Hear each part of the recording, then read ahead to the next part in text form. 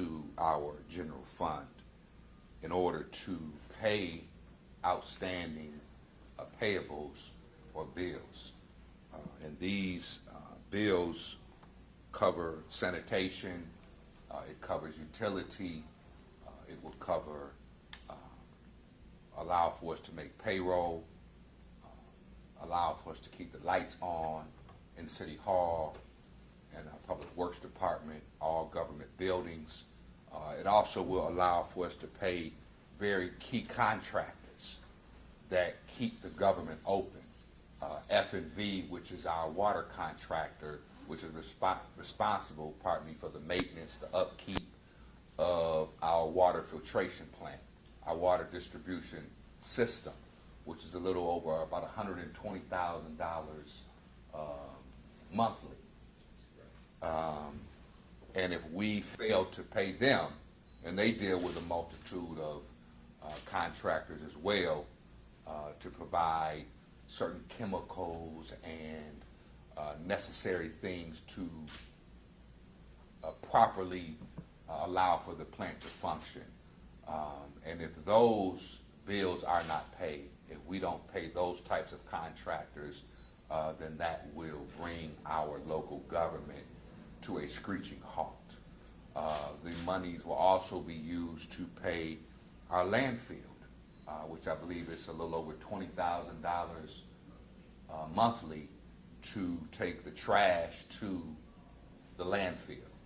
And if we're unable to make that payment, then now you'll begin to see trash piled up, not only throughout the city, but it puts us in a position to where we'll be dumping and putting trash somewhere illegally. So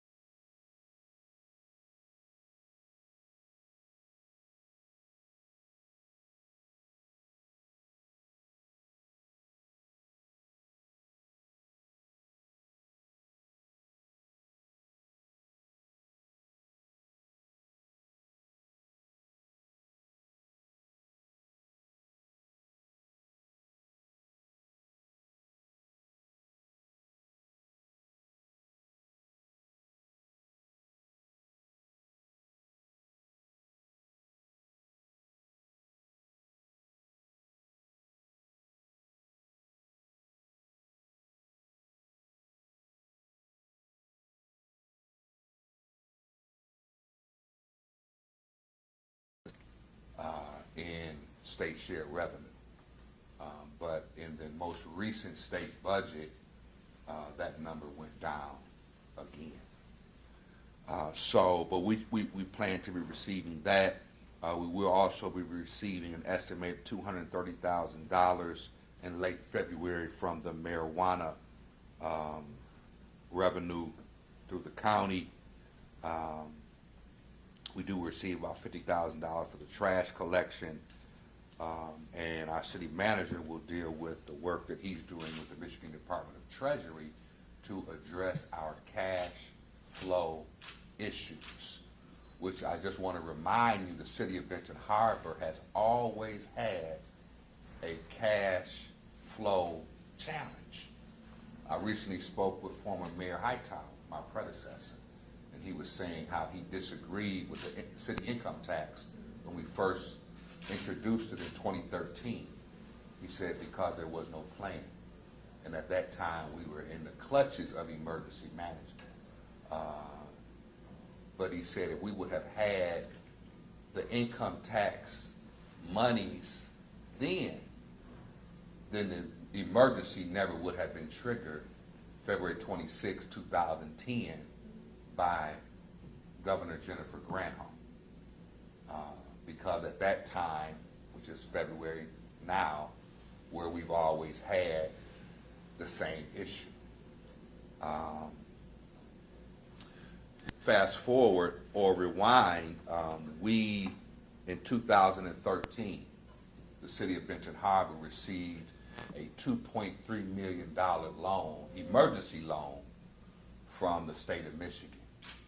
and we received that loan as the emergency manager was exiting. But guess what the monies were used for? To pay vendors.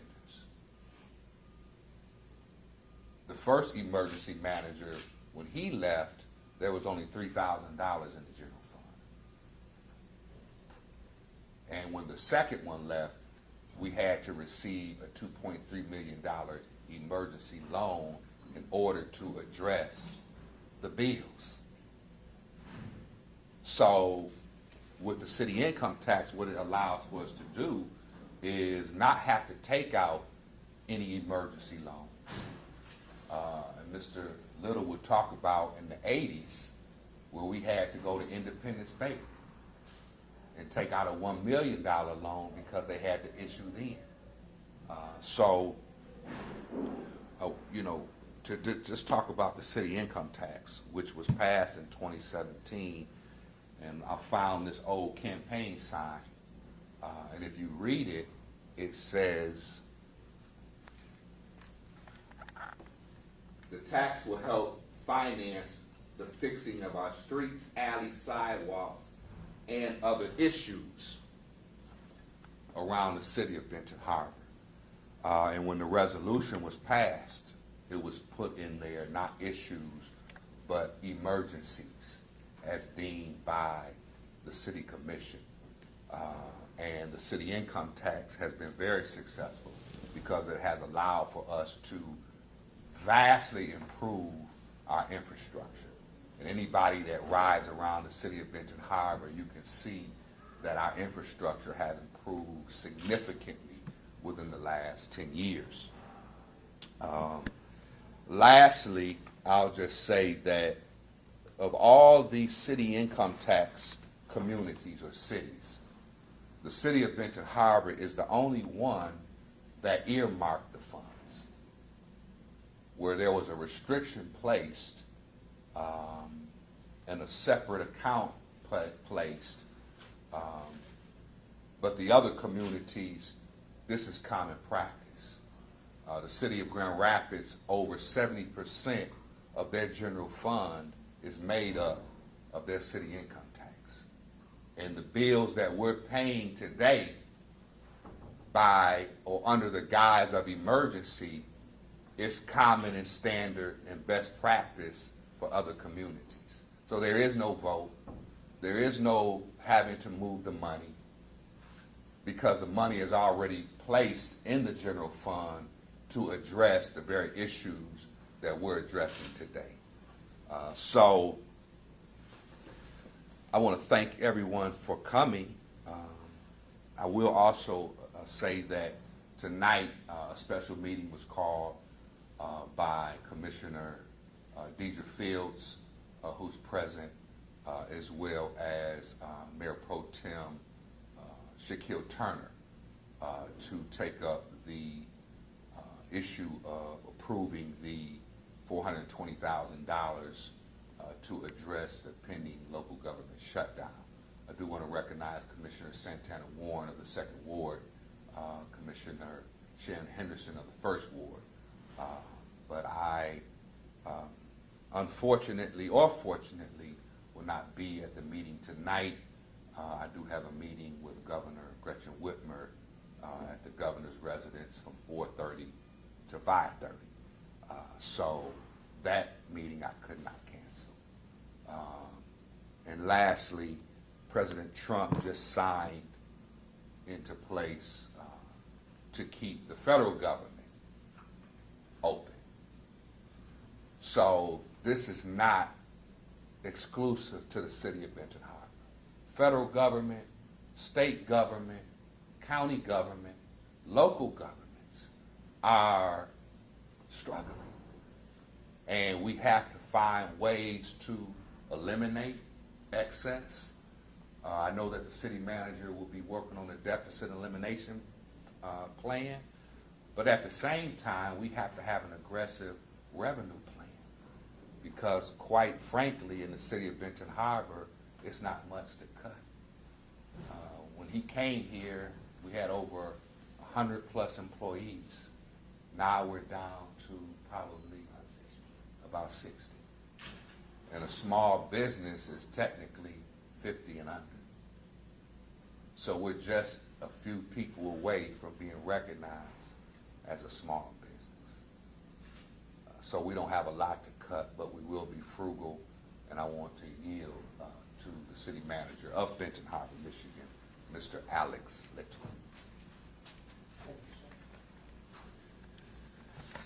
Good morning, ladies and gentlemen. Within the framework that the mayor just said, this situation is basically just managing the business of city. This city, as the mayor indicated, has had cash flow problems, and many small cities do, because property tax revenue is one of the major sources of funding that operate small cities.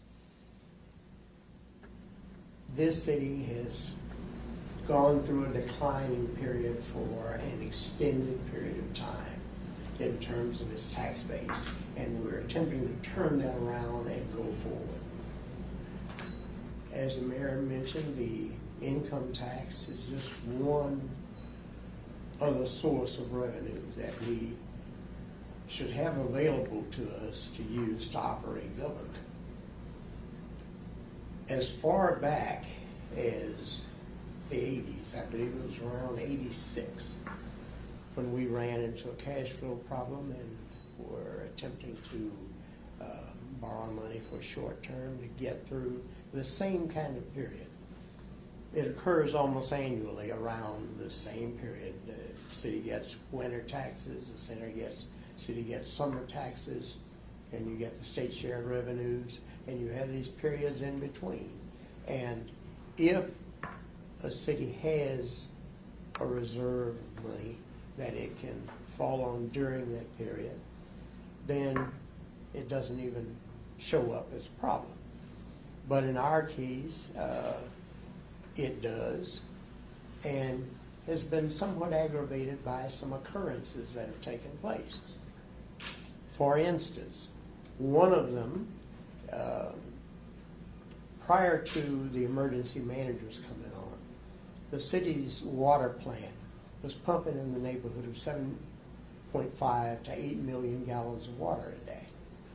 After that was cut off and the city's water customers moved away from the city, we were pumping 1 million gallons a day.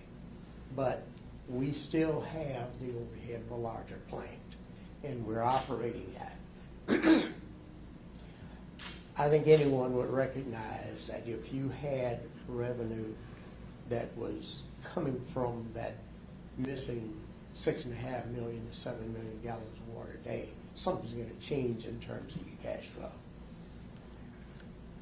When I came back this time to local government, initially as the CDBG and Economic Development Director, there was a process already going on which entailed improvements to city streets and infrastructure from grants that were received through the state from ARPA funds. And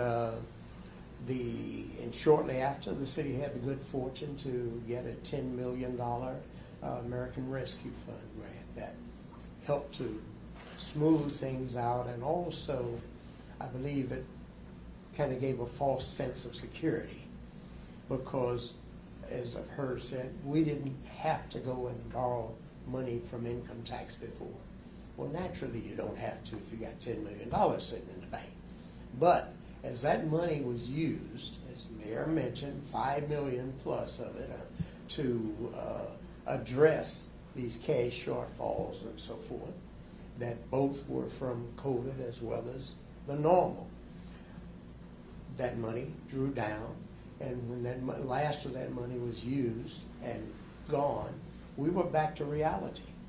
And that reality involves the normal operations where you get winter taxes, you get state share revenues, you get summer taxes, and you have these ups and downs. And that's basically what we're dealing with. The U.S. government operates on income tax. state government operates in large part, a lot of it on income tax. There's nothing abnormal about that. The process that we're trying to do here is to get and keep the situation under control. I've been working for some time now with the Department of Treasury of the state of Michigan regarding this cash flow situation. They have been working with us, and as a matter of fact, I had a conversation with them yesterday afternoon in terms of what's going on, what's taking place. Because to activate the use of our income tax for other, as the mayor said, we determined an emergency. Emergency does not have to be the same as crisis unless something out of the ordinary occurs. So that's where we are with this. And if the money is not available, then there becomes a crisis. There's no reason it should not be available. It is the city's money, just as you have a roads and streets fund, general fund, a utility fund, and an income tax fund. All of this is the city's, and it's all part of the same financial operation, just with different designated purposes, but they work together. If there's a shortfall in utility, we pick it up in general fund. There's a shortfall in the road fund, as there is, because we had to pay back like $1.5 million on the work that was done with the grants before. But if something happens and we've got to spend money for roads and there's none in the road fund, general fund takes care of it. So basically, this is how we're moving forward here. It's going to take, because of a number of these occurrences, as I mentioned, there was the situation in terms of loss of water customers. We've been working with Eagle now for the last several years on areas of concern that they had in terms of improving our water operations. Some of these have required us to spend money to do things like backup operations and so forth that were not budgeted or planned for, yet they needed to be done, and we did them. It came out of the general fund. It was not money that was budgeted, but we still had to pay it out of general fund. That affected our cash flow. Same thing happened with the legal cost associated with the water suit. When I did the budget for last year, at that point, it was my understanding that the courts had dismissed the city from one of those significant lawsuits. We didn't plan on having to now defend that, but somewhere in between in that year, the appellate court or someone overturned that, and suddenly we were back in the fray with legal fees coming for doing depositions and witnesses and whatnot and so forth. It was unbudgeted. It affected our cash flow. We had to pay those bills. We still owe some over $300,000 to the law firm Bodeman for the wonderful work that they did. So this is just what the situation is. This $420,000 is not the last of the money that we're going to need to address this cash flow matter. We're going to have a cash flow problem through September, October, and we'll be having to use additional cash from other sources to try and help get through this. Again, the fact that we use the term emergency in order to activate use of the income tax does not mean crisis unless we have non-cooperation among ourselves. All we have to do is follow the guidance that we get. I'm working closely, as I said, with Treasury to help make sure that we're doing this stuff and doing it right. And with that. So our last speaker will be, before our questions, will be Attorney Sarah Seneca, who will speak to the legality of what's being done. I've heard some people say, oh, they commission, what are they doing? You know, this is illegal. And, you know, she'll just address that we're not robbing Tina to pay Tiffany. No pun intended.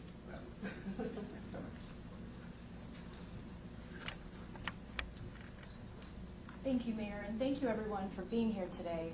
So everything that you've heard today leads to a set of facts that need to be considered by the City Commission.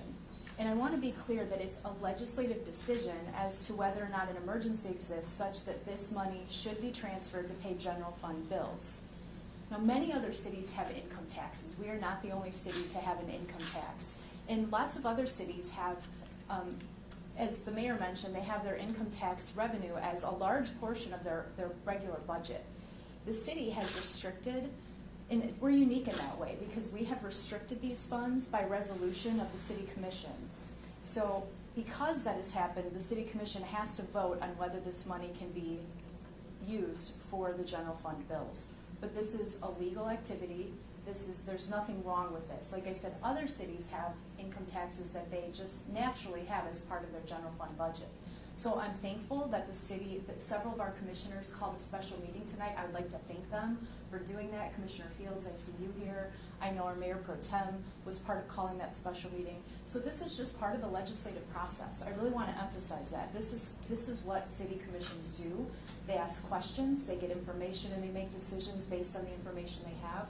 And I think beyond that, this is a decision that will be made tonight by the legislative body as it should be done. So with that being presented and shared, are there any questions before we conclude the press conference? If you could please state your affiliation before your question. WSBT-22, what if the funds aren't approved? What's the next step?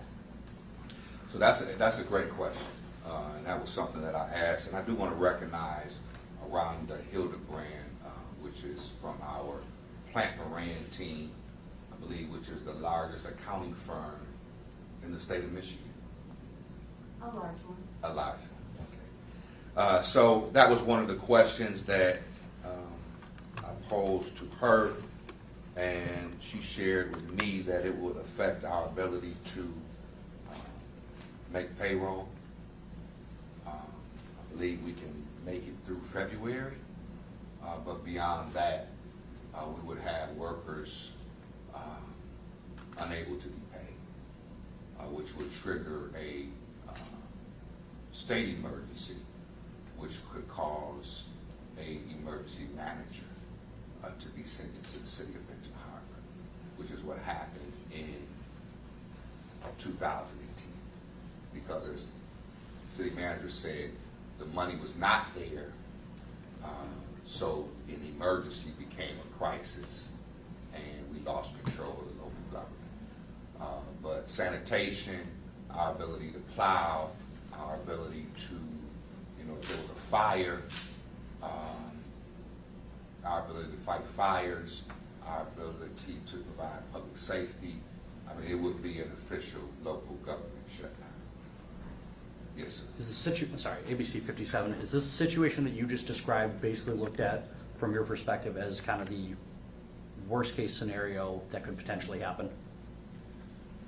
Absolutely. Anytime you have people calling 911 because of a crime or emergency, and we can't respond because we don't have the manpower in our police department, or if there's a fire and we don't have the manpower, because our public safety department is a duality, where our public safety officers are our firefighters.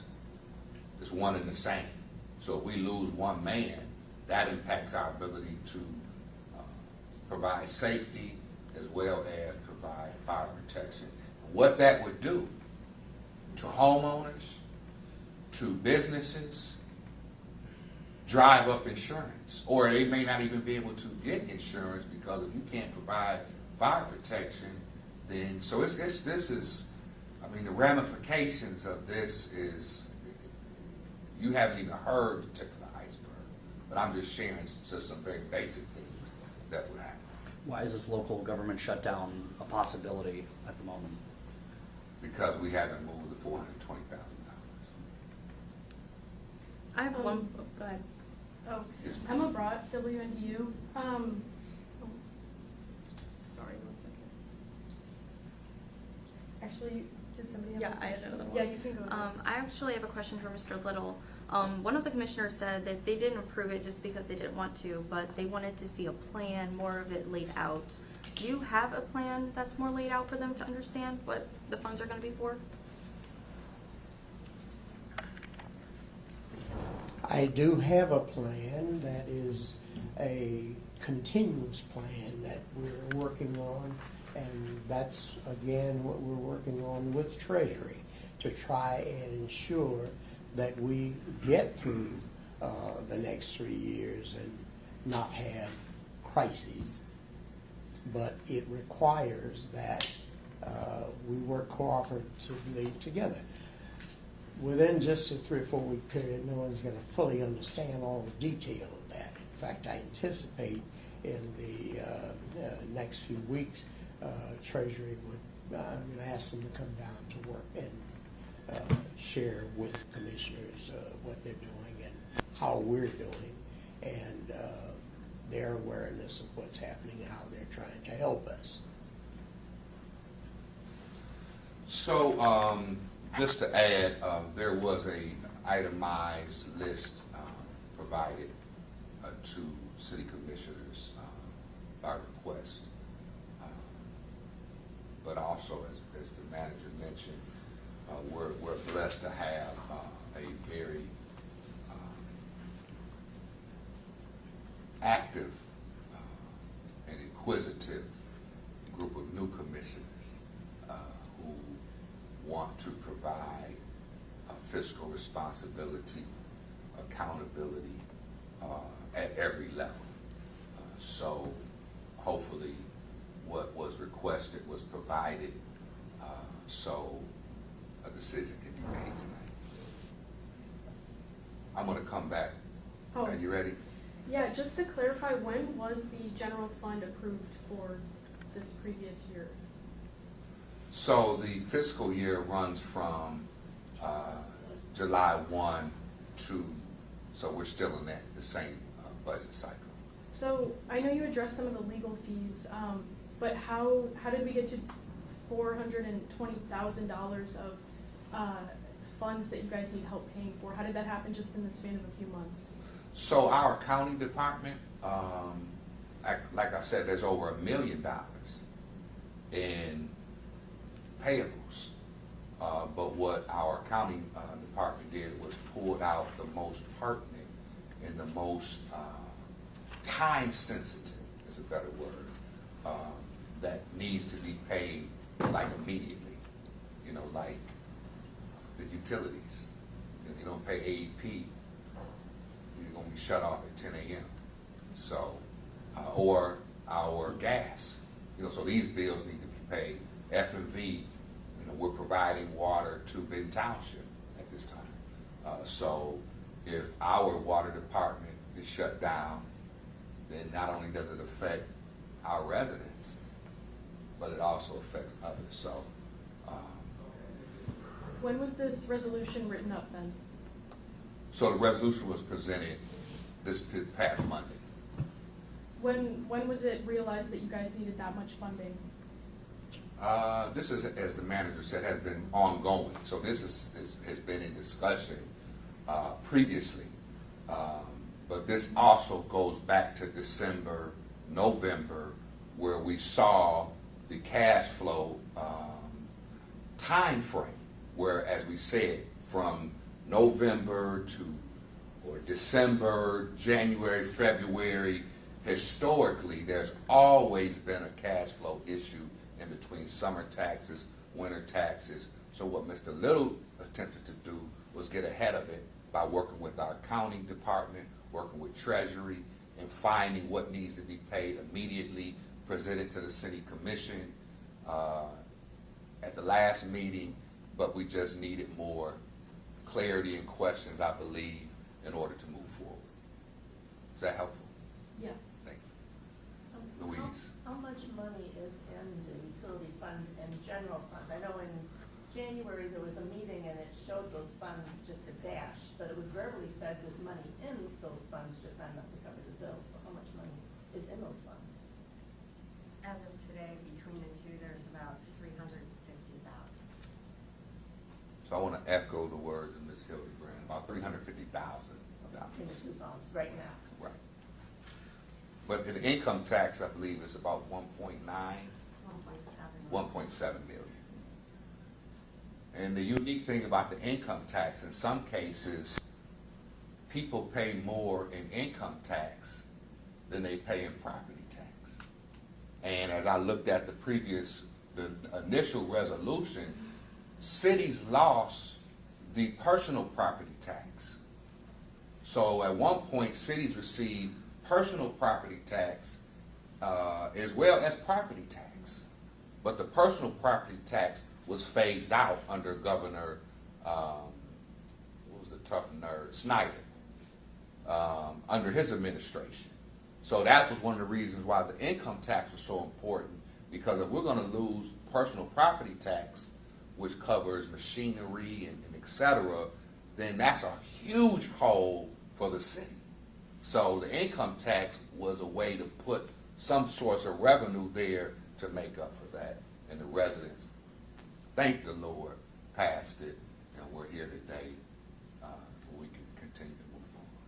Yes, And Louise. another question. I know that as of December 31st, the 425 agreement is no longer, so you no longer get money from the Inn at Harbor Shores and places like that. How much money was the city getting from the 425 agreement?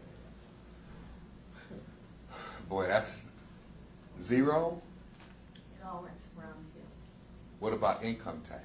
Income tax would be different, Yeah. but Yeah. as far as property tax, that was, the majority of it was captured by the brownfield. So again, the only revenue that we would have received from the hotel and from the other properties is income tax. And that's why, again, the income tax is so critically important for the future.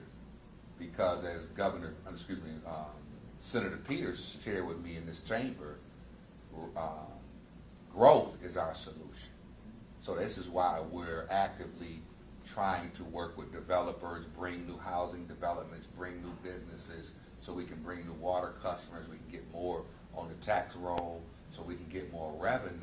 So at some point, and I don't know if I'll be at City Hall, but we don't have this cash flow issue during this late period for Benton Harbor. Two questions for you. The first one's for both of you. You guys have both used words like crisis and emergency, and I know you guys have chosen those words specifically, and I know you're not doing it to set fear in anybody, but it is a very serious situation. How, in your own words, how dire of a situation is this at the moment? Well, and the manager can speak to it as well. This is an emergency in that it needs to be done now. So if the fire alarm went off right now, we need to evacuate. Nobody can be, nobody has to be hurt. Nobody, you know what I'm saying? But we have to act. And if you don't act, then you're going to have a bigger problem.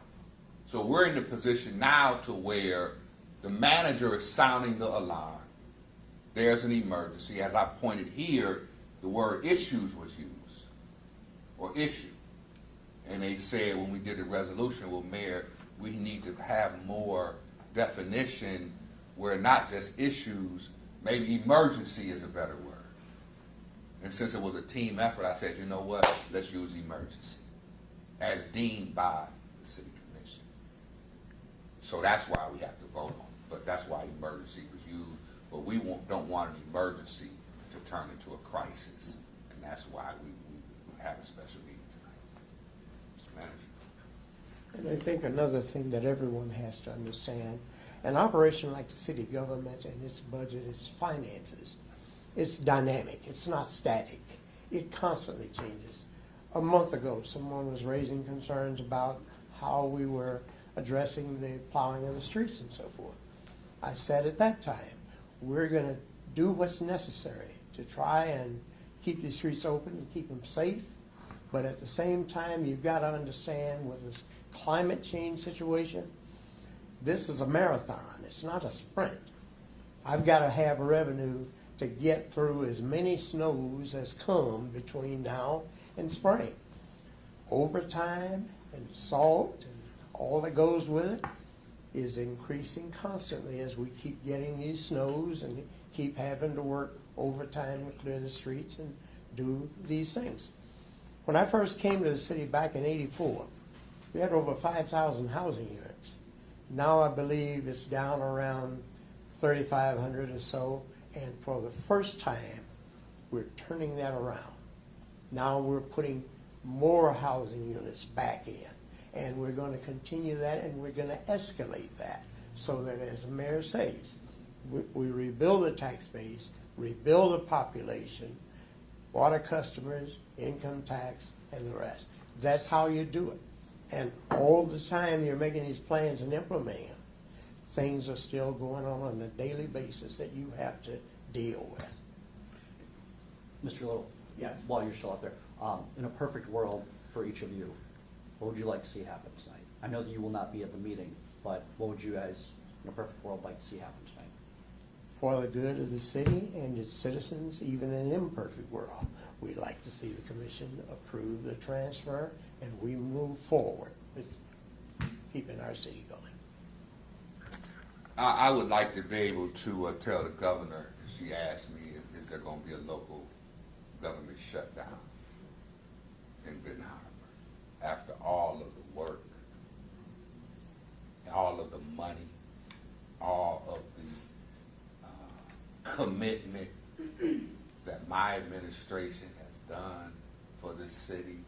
Is it really going to shut down, man? In a perfect world, I would want to tell her that no, it will not, Governor, and the city of Benton Harbor is on the mend, and we're going to keep moving forward. So with that, we're going to conclude the press conference. Thank you.